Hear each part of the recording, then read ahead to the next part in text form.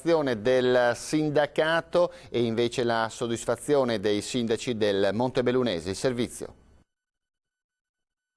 Tutte le USL trevigiane stanno facendo i conti con la nuova riorganizzazione sanitaria, valutata positivamente anche dalla CGIL, che però chiede alla Regione concretezza. Dopo un anno di attesa, dice il segretario provinciale, ci auguriamo che venga attuato in tutte le sue parti, ma poi dice: la nostra preoccupazione è che al taglio di posti letto per gli acuti non corrispondano automaticamente la creazione di quei presidi territoriali che andrebbero in qualche modo a dare risposte, e le risposte anche in termini economici e organizzativi adeguati, a tutti i soggetti che in questo momento hanno bisogno. Alla Regione quindi chiediamo certezza di tempi, certezza di risorse.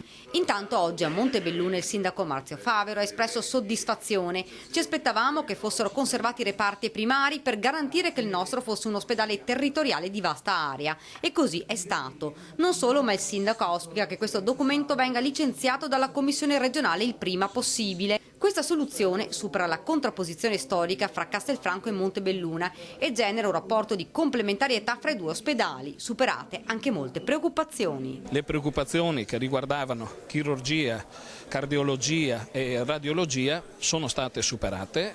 C'è stato anche riconosciuto il primariato di geriatria, confermato il fatto che il primariato e pronto soccorso è a Montebelluna in rete con Castelfranco Veneto, e questo significa che Montebelluna diventa sul serio ospedale di territorio. Intanto la direzione generale dell'USLOT precisa che le strutture ostetrico-ginecologiche dei due presidi ospedalieri Castelfranco e Montebelluna saranno mantenute inalterate.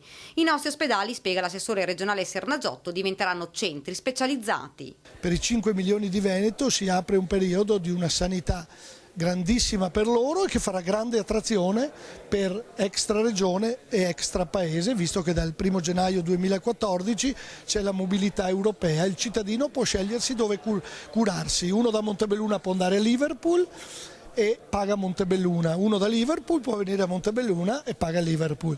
Ora si tende il via a questa riorganizzazione sanitaria che coinvolgerà tutti gli ospedali. E parleremo anche questa sera a X News delle schede